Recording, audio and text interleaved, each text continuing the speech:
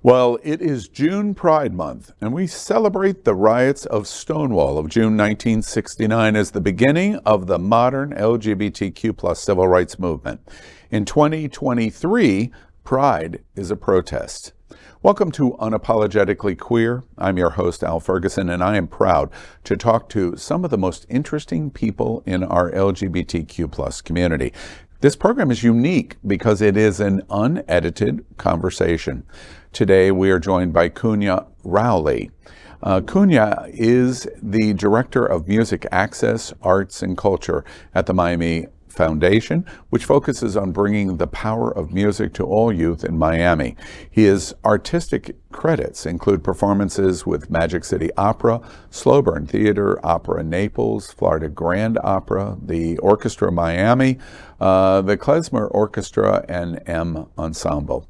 Some of his key achievements include being a 2017 recipient of the John S. and James L. Knight Foundation's Knight Arts Challenge Grant for his performance series Hued Songs, which we're going to talk a lot about today. Founded by Kunya, Hued Songs explores and celebrates Black history through the lens of Black music and artists. Additionally, he serves on the review panel for the National Young Arts Foundation's Voice program and is a board member of Mangrove Creative Collective. Well, first off, Kunya Rowley, welcome to our show. And I understand right off the bat, you are unapologetically queer. Unapologetically queer and unapologetically Black. Yes, I hear both of the joys of those in your voice. Let's start with Hued Songs. It's a really, really interesting program that we're lucky to have here in South Florida. Hued Songs is an initiative started by Kunya to amplify Black joy and culture across South Florida. And the upcoming Juneteenth experience at the Miami Beach Bandshell will help them to take the game a notch up for the Black and LGBTQ plus community of South Florida. Additionally, additional programming beyond Juneteenth will include an artist residency in Broward, embedding LGBTQ plus artists of color within our community.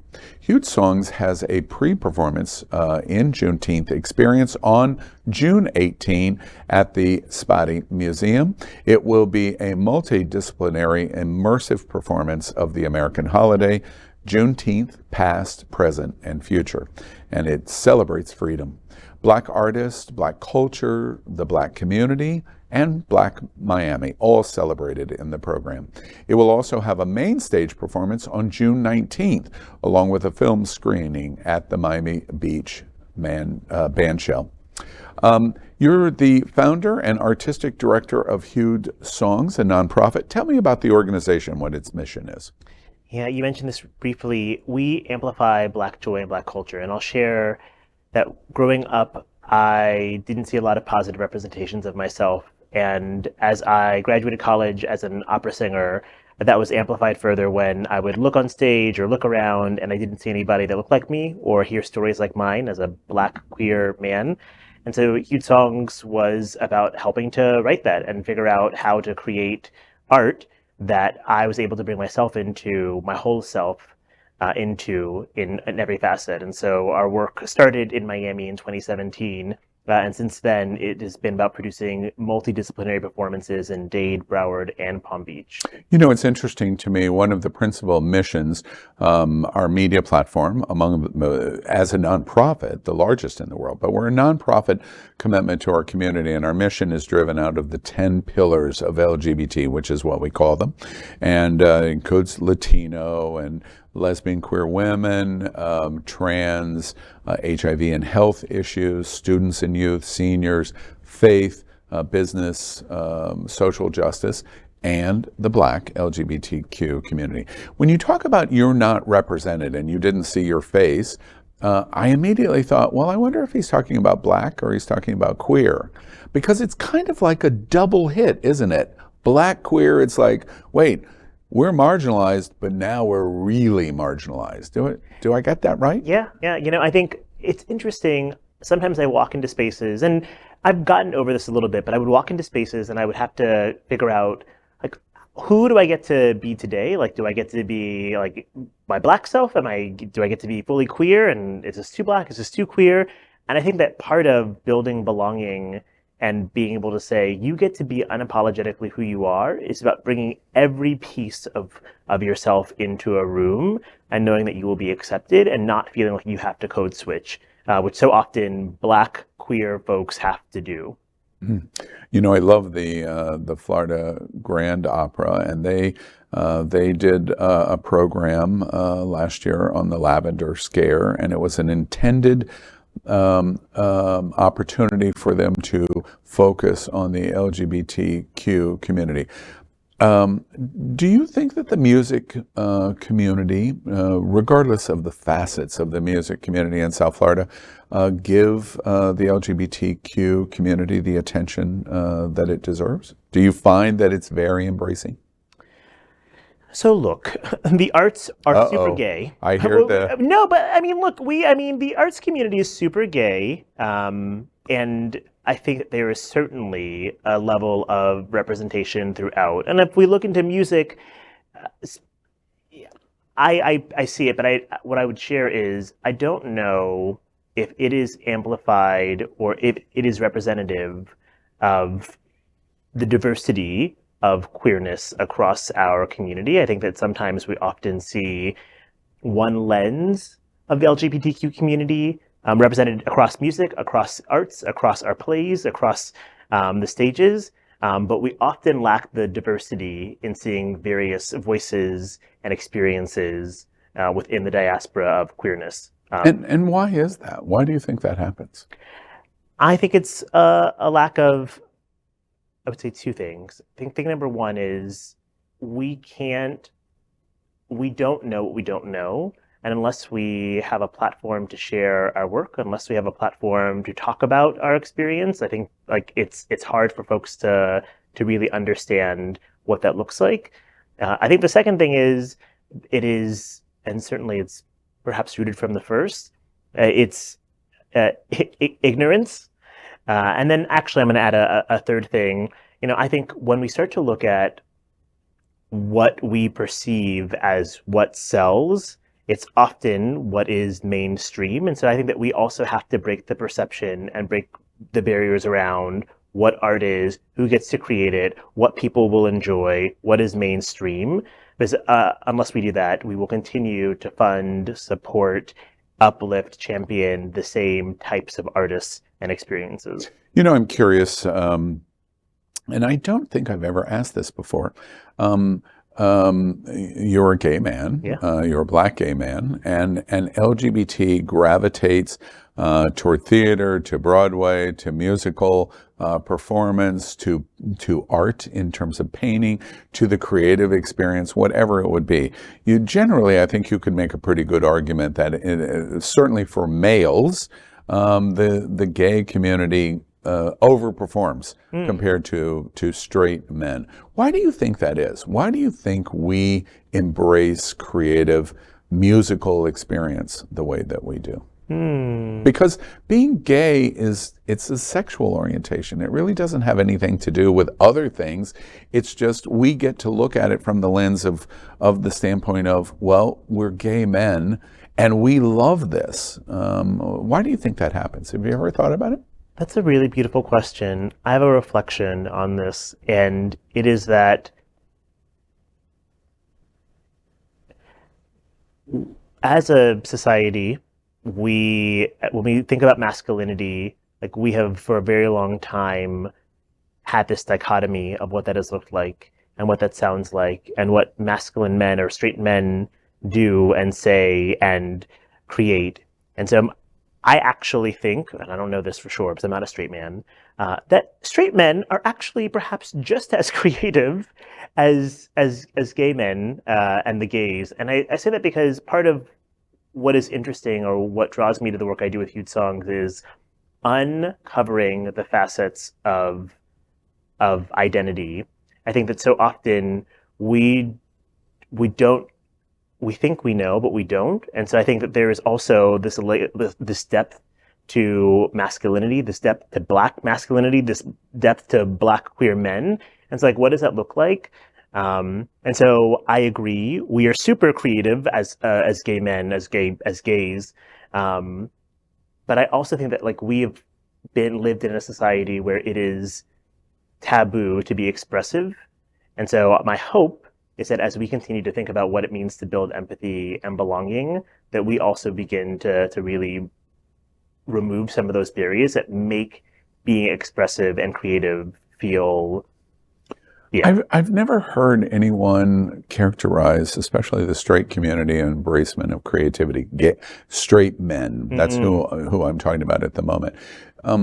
So is your observation is that if they could become more educated, less ignorant, and embrace less toxic masculinity, that their more creative side would come out? Is that the point that you just made? Yes, and if we collectively as a community made space to say that like that is beautiful and it is wonderful to express every facet of creativity, I think that's important.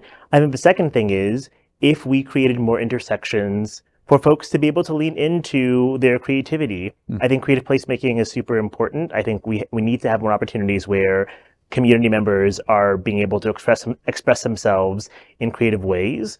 And so like I think that there's that and changing the mindset as a community and as a collective. You know, Kunya, I am curious about how you came to this. Was it early in your embracement of your musicality and your creative? Did it happen very young?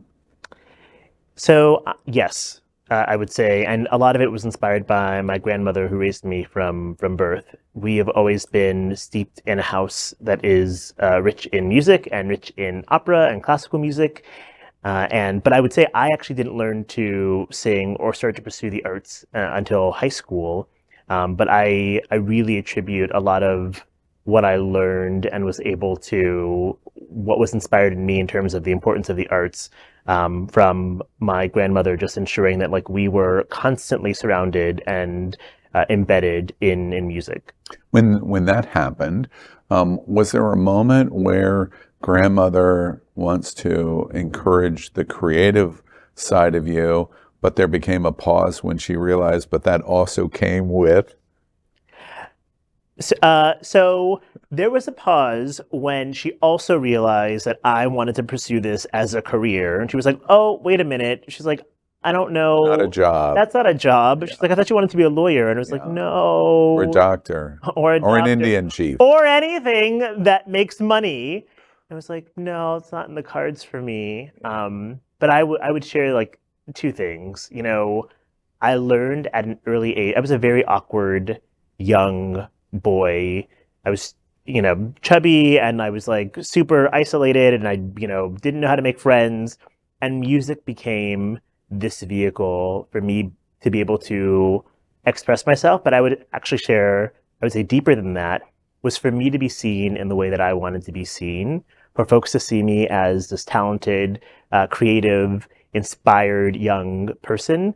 And so I think she also saw that and saw how valuable that was for me as well. And so has always been, for better or for worse, very supportive. And so when she realizes your sexuality, she was embracing of that right away?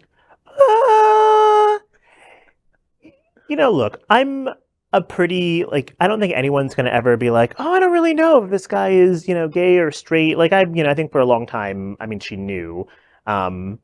But luckily, my family is so just jacked up that this was, being gay was just one, that was the worst my mom had to worry about. My grandmother had to worry about. She was like, this is fine. Right. We'll make this work. Right. The reason I ask you that is because I am always fascinated. There's been so much written about our community and really all communities that we other. Mm-hmm. And we other because, well, at least we're not them. And we other to try to enhance the situations that we're in. And for the Black community, I always think it's interesting because I hear so many stories of how difficult it is for young men in the Black community, principally driven by church, but also principally driven by family. Of you bring shame in some way to the masculinity of our family, and then you have this really unparalleled success in music and classical music like opera. You're breaking lots and lots of molds. Do you have an understanding of why? First off, do I get this right about the Black community, that this is a frequent story in the community? Yes, 1,000%. Yeah. And as a result, if that is a frequent story, why do you think that it happens to the degree it does and creates such harm for the LGBTQ community across the board, but specifically Black gay men? Why do they do it? I'll share a reflection. Absolutely, it is, one part of that is the church. When I think about my mom and what gave her some pause or provided some concern, being Black is already tough enough. Being a Black man is already incredibly difficult and dangerous. It's not dangerous. We are not dangerous, but it is a danger for us to be Black men in America. And compounded with being a Black gay man, I think that's scary for a parent. I think it's scary for family members to navigate. How do I take care of you? How do I ensure that you are safe? How do I ensure that you are cared for? How do I ensure that you live the best possible life? And so I know that's certainly what was going through I call my grandmother my mom's mind. And so it is absolutely layered and multifaceted in all the ways. You know, I start my conversation with you and I'm curious, does it shock you? You know, I embrace almost everything of what you're doing, the creative side of you, what you're bringing for broad community, what you're bringing for LGBTQ community, what you're bringing for the Black community, much less all of the intersections of all of that. But in terms of what you said, I have no commonality with you of it's dangerous in America. It does not even process to me, America is not a dangerous place. And I'm sitting here talking to you going, wait, I'm talking to somebody that has a completely different perspective from me. That's really sad, isn't it? I don't think it's sad. I think so I really appreciate you acknowledging that. And I think actually that is the biggest, I would say, barrier to sometimes building connections with folks, is just the acknowledgement of that. I think a big part of our work for Hued Songs is thinking about what it means to belong and building empathy. And actually, our whole season this year was driven by that one question: what does it mean to belong? And I think the most critical piece of belonging is empathy. When we make space to be able to show folks who we are, every facet of us, every facet of who we are, when we make space for folks to ask those questions, I think actually that's when we start to remove some of those barriers and strengthen connection. So I think that it is enlightening that you have that reflection. Well, thank you for that compliment. Let's talk about Juneteenth. You have an interesting intersection in that, well, first, explain to a lot of, perhaps even in our own LGBTQ community that does not understand the recognition of Juneteenth in Tulsa, etc. Explain what it's about. Yes. So Juneteenth, which is June 19th, is a holiday that commemorates June 19th, 1865, where in Galveston, Texas, the last enslaved Blacks were freed. This was a little over 2 years after, in 1863, when President Abraham Lincoln signed the decree, the Emancipation Proclamation, freeing all enslaved folks. And so when you sit in the celebration in the month of June in the Black community is celebrating the freedom that would have taken place in 1865 and the symbolic freedom that moment should be. We know later that that's not what happened over the next 100 years. Yep.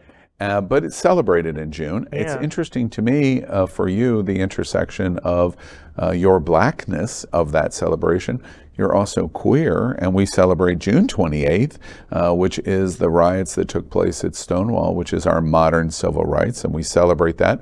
But we know over certainly the next several decades for sure, and maybe even until today, probably today, we don't have the freedom that we think.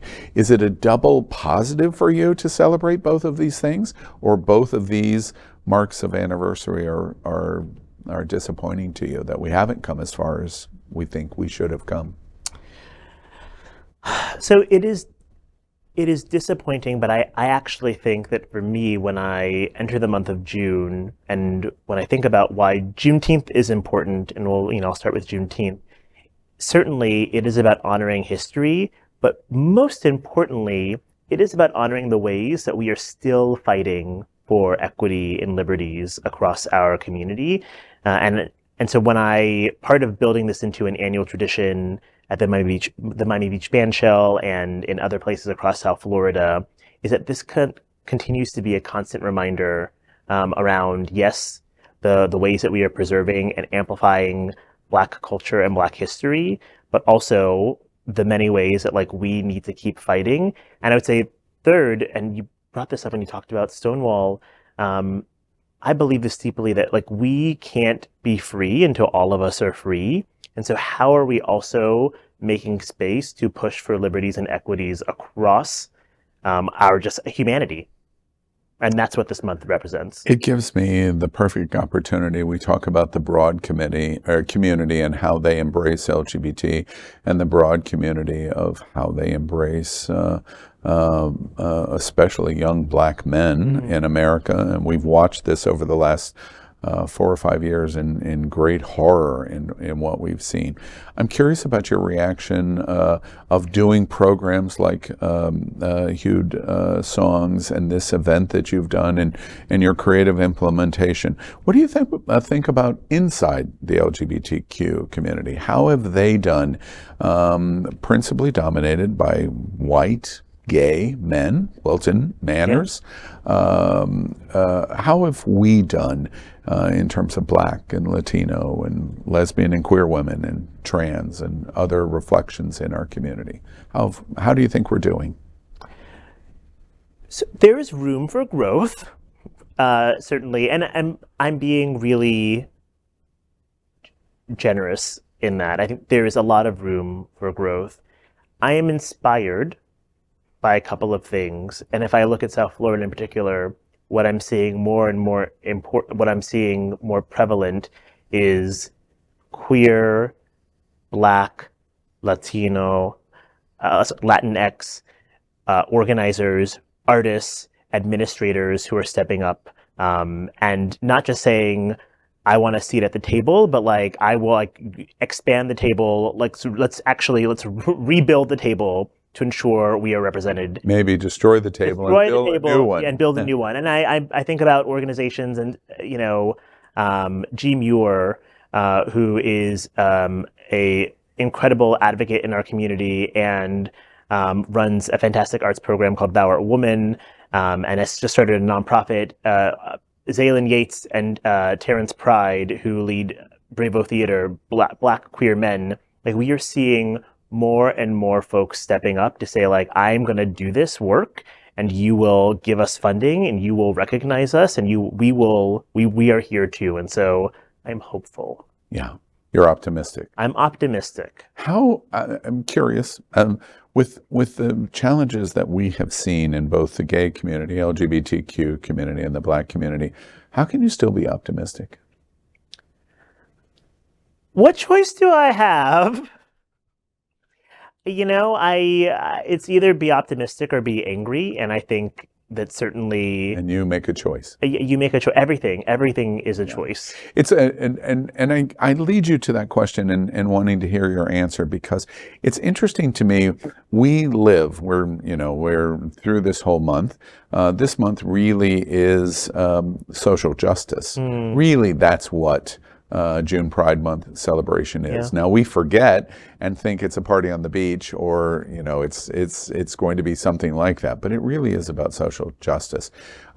Tell me how you think creative LGBT and creative arts here in South Florida can help. How do you think it can help in terms of being the social justice implementation, but we do it on stage, or we do it at the Florida Grand Opera, or we do it in curating a special presentation for Juneteenth at the Miami Bandshell? Tell me how creative people and creative LGBT people what do you think is as valuable as our warriors at Equality Florida or at the National Task Force or the HRC? What do you think about that? Yeah. The way that we look at the world and interpret the world is through art and through artists. And maybe I'm biased because I'm an artist and I lead an arts organization. But it is absolutely, it shapes our viewpoints and shapes how we look at the world. And so I would say two things. I would say we artists, arts organizations have the ability to help folks build a sense of understanding in a way that otherwise wouldn't manifest itself. And I would say the second thing, and I believe in this really deeply, is that we also have to get community, Black artists, LGBTQ artists, we also have to find ways to invite the community to create with us. I think that often we don't understand, I believe this, but like everybody is an artist. And so one of the things that we did leading up for this Juneteenth experience this year is that we've had a series of workshops that have been open to the public, and we've been having them at the African American Research Library and Cultural Center. And they're led by two Black LGBTQ artists. One is Randolph Ward, one is Arsimer McCoy. One is building empathy through dance. And so it's a movement workshop where community members across all backgrounds are invited for this 90-minute workshop where they're creating together, they're moving together.